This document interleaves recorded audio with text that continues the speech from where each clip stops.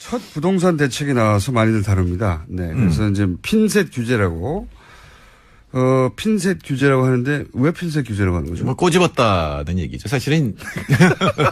여기서 핀셋이 정확하게 필요한 곳만 했다라는 의미가 아니라 꼬집었다는 얘기예요? 네, 뭐 정확하게 필요한 것을 했다는 얘기인데 11월 3일 날, 지난해 11월 3일 날 부동산 대책이 나왔고, 그 부분을 좀 더 강화했다 이렇게 볼 수가 있는 거죠.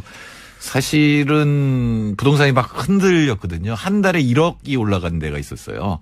흔들린 이유는 뭡니까? 새로운 정권이. 뭐 물론 최경환 그 부총리 때 이미 LTV, DTI를 풀어버렸잖아요. 예. 이 금융규제를 풀으니까 예. 돈이 이제 보고 있는데 부동산에 대해서 얘들이 어떻게 하지? 뭐 이런 어떤 눈치 보기 위해서 지금 흔들리고 있는데 그걸 초기에 잡아야 되거든요. 초기에 못 잡으면 이거는 투기가 굉장히 광범위하게 일어나요. 세정부 출범했기 때문에 여러 가지 지금 경제 지표가 나아지고 있고 지금 찬스다 뭐 이런 그 심리입니까? 말하자면. 예, 그리고 재건축이라고 하는 그런 호재가 있었고 그래서 이제 부동산이 흔들리니까. 근데 이제 부동산 관련 정책을 얘기하면 항상 이게 어려워요. LTV, DTI 매번 나오는데 매번 어렵고 이걸 언론들이 이제 해설하지 않고 그냥 써버리거든요. 요즘은. 짧게 좀 설명해 주십시오. LTV. LTV는 론 투 밸류예요. 그러니까 담보로 잡을 때 이 부동산의 가치의 몇 %를 빌려주느냐는 1억짜리인데 7천만 원 빌려주면 70%예요. 그러니까요. 60%면 6천만 원이면 60%면 6천만 원 빌려줘야 돼요. 1억짜리 집을 담보로 잡았을 때 얼마까지 빌려주느냐. 그게 LTV입니다. 예, 이게 높아지면 높아질수록 많이 빌리게 되는 거죠. 많이 빌리고 이제 부동산이 과열되는 것이고요. 예, 그러니까 부동산 시장으로 돈이 더 많이 들어갈 수 있게 되는 게 그렇죠. LTV. DTI는 이건 소득에 관한 겁니다. 그러니까 LTV는 부동산에 관한 거고 DTI는 빌리는 사람의 소득에 대한 거죠.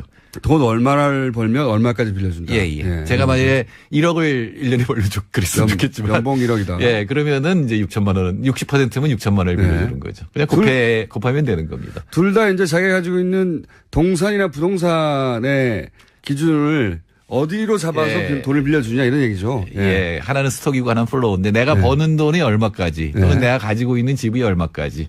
이거는 금융회사가 돈 빌려줬다가 태이지 않으려고 하는 건데 그걸 줄이면 줄일수록 부동산으로 흘러가는 돈이 줄어들잖아요. 예. 그러니까 이제 가수요라든가 투기 수요를 억제할 수가 있는데 이걸 최경환 부총리가 풀어버렸잖아요.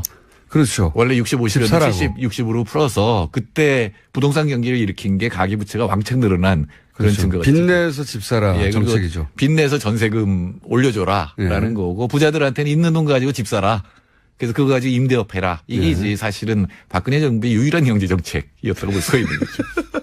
유일한 경제 정책이고 실제 가장 눈에 띄는 경제 정책이고 이걸로 부동산이 확 일었죠. 예. 네, 일어났죠. 그래서 그거를 이제 가계 부채가 확 올라갔죠. 예, 이제 막아야 되는데 왜냐하면 이 30대가 많이 그때 집을 샀는데 이게 마지막 기회라는 생각이 든 거예요. 네. 그러니까 집값이 계속 올라가고 월급 올라가는 속도보다 집값 올라가는 속도가 크면 영원히 못 사는 거잖아요. 네. 그러니까 이자율 떨어지고 풀어주니까 그때 이제 돈을 빌려 샀고 그 여파가 아직도 남아서 혹시 더 오를까 봐 지금 이제 마지막으로 또 한번 이제 사람들이 끌어들일 수가 있거든요. 근데 이 정부에서는 이제 그거를 이제 막아보겠다는 건 초기에 막아보겠다고 한 거죠. 그래서 이 LTD, DTI의 DTI. 예, LTV, DTI. LTV, DTI. 항상 어렵습니다. 헷갈리고. L과 D까지만 생각이 나고 TB인지 TI인지가 서로 헷갈려요. 평소 영어 실력 꽤 되는데.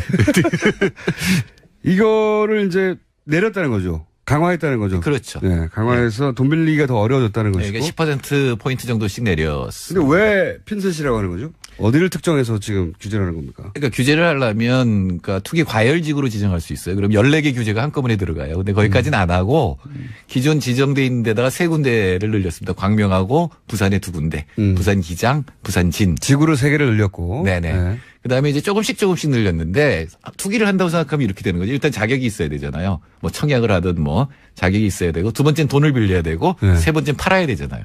이게 이제 투기 세 과정일 수 있는데 첫 번째는 과거에는 세 채까지 살 수가 있었어요. 세 채까지. 예. 근데 이제는 한 채, 기본적으로는 한 채로 줄였고 그다음에 LTV DTI는 조금 전에 얘기한 그러면 것처럼 집을 한 채까지만 살 수 있다는 것은 두 채부터는 세금이 왕창 늘어난다는 얘기입니다. 그러니까 팔아야 되는 거죠. 자기가 만일에 원래 거기에 가령 재건축 지역에 두 채의 권리가 있으면 네. 두 개를 모두 갖고 있을 수는 없는 거고 하나를 어떻게든 처분을 해야 되는 거죠. 처분하지 않으면요? 그럼 뭔가 세금을 받는지. 예. 그러니까 일단은 이건 정부가 막은 거니까 막은 걸 갖다 규제를 어긴 게 되니까 두 번째는 돈 빌릴 때 10%포인트 정도 덜 빌릴 수가 있고 세 번째는 팔아야 되는데 가장 투기라고 한다면 분양권 받자마자 분양권 팔을 수가 있잖아요. 예. 근데 그거를 갖다가 이제 11월 3일 날은 작년에 1년 6개월 동안은 못 팔도록 했는데 이번에는 소유권 이전을 할 때까지 즉 완전히 입주할 때까지는 못 팔도록 한 거죠. 그러니까 최소한 실거주했다는 걸 잠깐이라도 보여줘라. 투기 과열지구가 되면 5년 동안 못 팔게 돼요.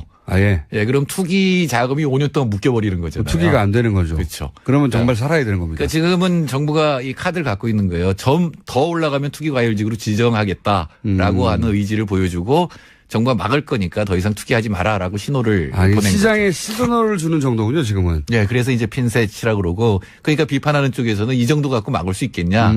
왜냐하면 이게 한 번 못 막으면 계속 한 번 정부가 밀리면 확 올라가거든요. 시장이 무서운 것이지 않습니까? 네, 참여정부 때 제가 그걸 경험을 했는데. 정부가 의지를 가지더라도 시장이 정부보다 더 돈에 관련되는 거니까요. 네, 그러니까 김영삼 대통령도 그런 얘기를 했었죠. 이 부동산 가지고 투기하는 사람은 패가망신시키겠다. 네, 안 돼요, 근데. 그랬는데 강한 게 나왔는데. 패가망신은 김영삼 대통령이 됐죠. 그게 무너져 버리면 그다음에 더 많이 몰려요.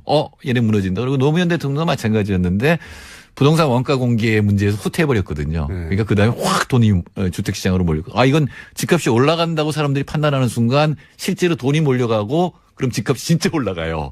이걸 자기 실현적 예언이라고 하는데 그걸 막는 거죠. 의지만 가지고 안 되는 건데. 그렇죠? 의지만 가지고 부동산 문제가 해결됐으면 진작 해결했겠죠. 그러니까 집값은 사실은 떨어져야 돼요. 지금 너무 높다. 우리나라의 자산 가격이 우리나라 GDP에 비해서 약 7.8배 정도 되는데 이게 세계 1위 수준입니다. 아하. 그러니까 우리가 실제 부자인 정도 혹은 부자인 정도라고 표현해야 될까? 어쨌든 돈을 가지고 있는 정도에 비해서 부동산이 7배. 그러니까 매년 버는 돈에 비해서 지금 부동산이나 다른 자산의 가격 평균이 7.8배 정도 되거든요. 아하. 근데 그렇게 되면은 집 있는 사람들은 좋겠죠. 가격이 올라간 거니까. 그러나 새로 이제 청년들이 새로 노동시장에 들어와서 돈 벌어서 집 사는 건 거의 불가능해진다는 얘기거든요. 굉장히 빠른 속도로 그 속도가 이제 이 가격이 올라갔기 때문에. 이게 세계 최고 수준이에요? 예.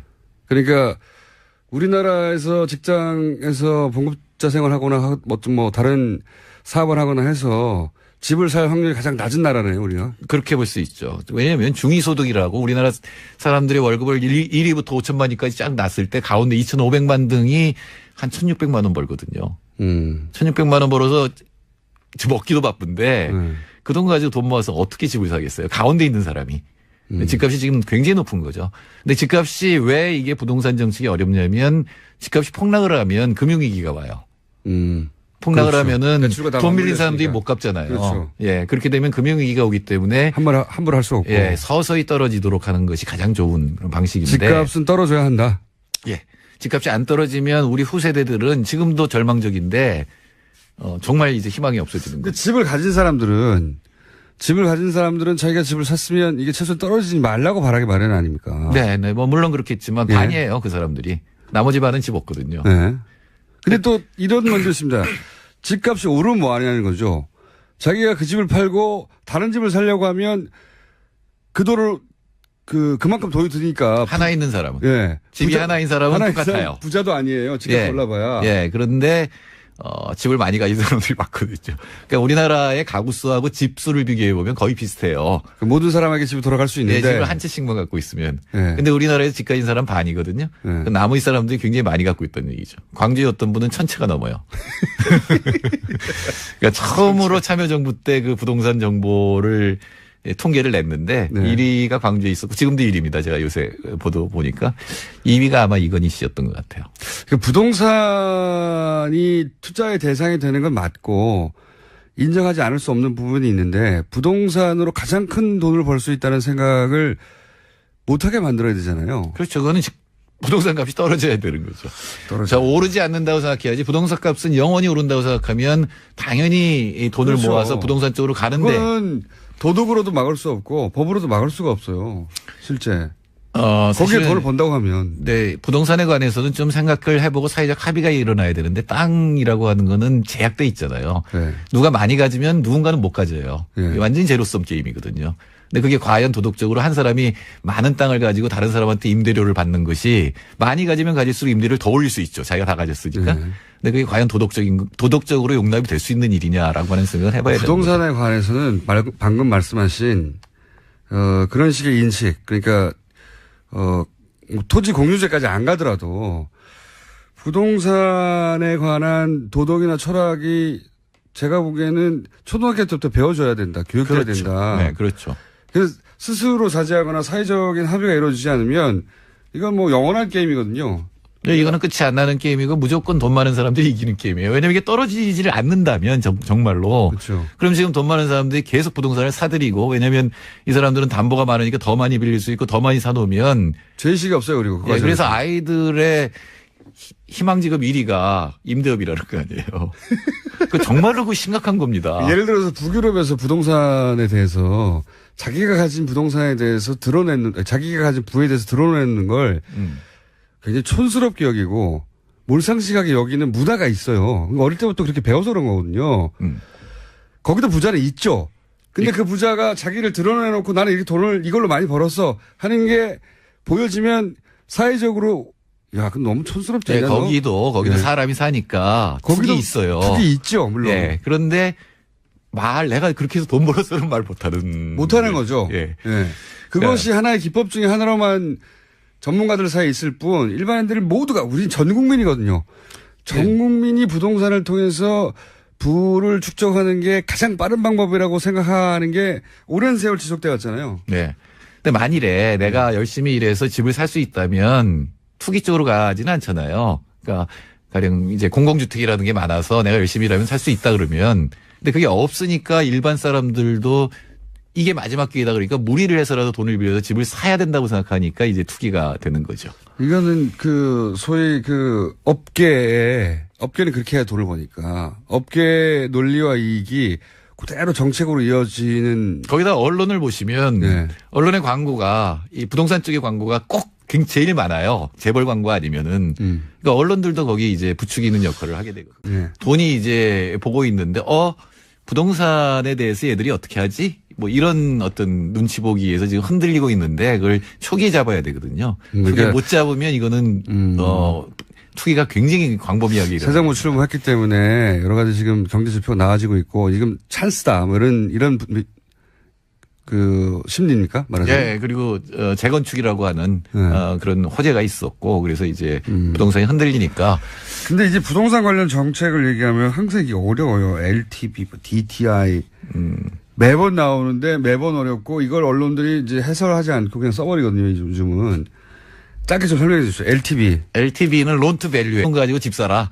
그래서 그거 가지고 임대업 해라. 이게 이제 사실은 박근혜 정부의 유일한 경제 정책이었다고 볼 수가 있는 거죠. 유일한 경제 정책이고 실제 가장 눈에 띄는 경제 정책이고 이걸로 부동산이 확 일었죠. 네. 네, 일어났죠. 그래서 그거를 이제 가계 막아야 부채가 되는. 확 올라갔죠. 예, 이제 막아야 되는데 왜냐하면 이 30대가 많이 그때 집을 샀는데 이게 마지막 기회라는 생각이 든 거예요. 네. 그러니까 집값이 계속 올라가고 월급 올라가는 속도보다 집값 올라가는 속도가 크면 영원히 못 사는 거잖아요. 네. 그러니까 이자율 떨어지고 풀어주니까 그때 이제 돈을 빌려 샀고 그 여파가 아직도 남아서 혹시 더 오를까봐 지금 이제 마지막으로 또 한번 이제 사람들이 첫 부동산 대책이 나와서 많이들 다룹니다. 네. 그래서 이제 핀셋 규제라고. 핀셋 규제라고 하는데 왜 핀셋 규제라고 하는 거죠? 뭐 꼬집었다는 얘기죠. 사실은 여기서 핀셋이 정확하게 필요한 곳만 했다라는 의미가 아니라 꼬집었다는 얘기예요? 네, 뭐 정확하게 필요한 것을 했다는 얘기인데 11월 3일 날 지난해 11월 3일 날 부동산 대책이 나왔고 그 부분을 좀 더 강화했다 이렇게 볼 수가 있는 거죠. 사실은 부동산이 막 흔들렸거든요. 한 달에 1억이 올라간 데가 있었어요. 흔들린 이유는 뭡니까? 새로운 정권. 뭐 물론 최경환 그 부총리 때 이미 LTV, DTI를 풀어버렸잖아요. 예. 이 금융 규제를 풀으니까. 그러니까 담보로 잡을 때 이 부동산의 가치의 몇 %를 빌려주느냐. 1억짜리인데 7천만 원 빌려주면 70%예요. 그러니까요. 60%면 6천만 원이면 60%면 6천만 원 빌려줘야 돼요. 1억짜리 집을 담보로 잡았을 때 얼마까지 빌려주느냐. 그게 LTV입니다. 예, 이게 높아지면 높아질수록 많이 빌리게 되는 거죠. 많이 빌리고 이제 부동산이 과열되는 것이고요. 예, 그러니까 부동산 시장으로 돈이 더 많이 들어갈 수 있게 되는 게 그렇죠. LTV. DTI는 이건 소득에 관한 겁니다. 그러니까 LTV는 부동산에 관한 거고 DTI는 빌리는 사람의 소득에 대한 거죠. 돈 얼마를 벌면 얼마까지 빌려준다. 예. 제가 만약에 1억을 1년에 벌려줘 그랬으면 좋겠지만. 연봉 1억이다. 예, 그러면은 이제 6천만 원, 60%면 6천만 원을 빌려주는 거죠. 그냥 곱하면 되는 겁니다. 둘 다 이제 자기가 가지고 있는 동산이나 부동산의 기준을 어디로 잡아서 돈을 빌려주냐 이런 얘기죠. 예. 하나는 스톡이고 하나는 플로우인데 내가 버는 돈이 얼마까지 또는 내가 가지고 있는 집이 얼마까지. 이거는 금융회사가 돈 빌려줬다가 태이지 않으려고 하는 건데 그걸 줄이면 줄일수록 부동산으로 흘러가는 돈이 줄어들잖아요. 예. 그러니까 이제 가수요라든가 투기 수요를 억제할 수가 있는데 이걸 최경환 부총리가 풀어버렸잖아요.